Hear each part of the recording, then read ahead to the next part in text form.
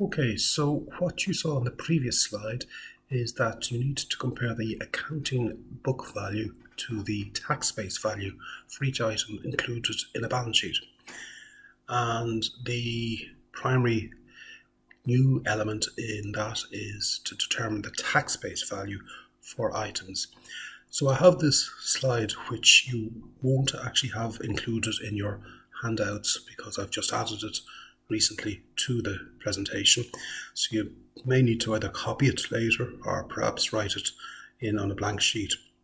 And what it does is it sets out for each balance sheet item, or the major categories of balance sheet items, the tax base value rule to apply to the item.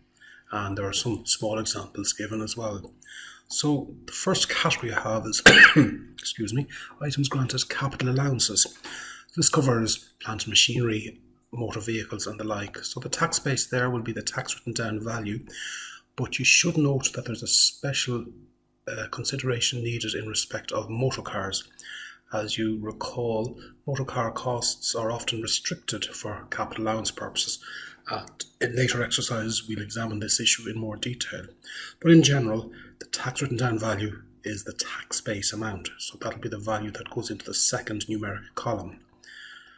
For items allowed on an accruals basis, now what I mean by that is if you've got an item in your balance sheet, say accrued rent, accrued wages, if it's allowed on an accruals basis, which means it isn't added back by virtue of being an accrued item, then the tax base matches the carrying value. Okay, so think about your normal case 1 computation where you might have accrued director's remuneration or accrued loan interest. So long as it's allowed in your case 1 computation on an accruals basis or not added back by virtue of being accrued, then it qualifies for tax base equal carrying value. That covers most accrued expenses.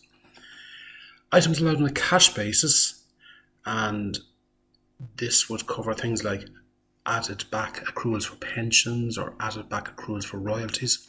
The tax base is always 0. So the cash base, tax base is 0 for such items.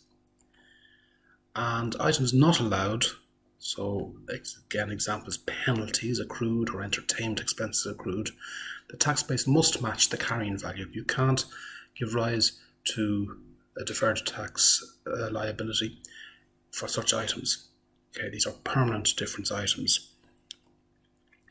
You may have accrued income in your balance sheet, such as grants receivable or Irish dividends receivable. In that instance, those items are not taxable and the tax base matches the carrying value. So it's quite similar to the previous one. Essentially, these are permanent difference items. And finally, other items such as inventory, debtors, creditors. In general, the tax base will match the carrying value. These have no deferred tax consequence. There is a special issue that applies to provisions for bad debts, and we'll see that again in later examples.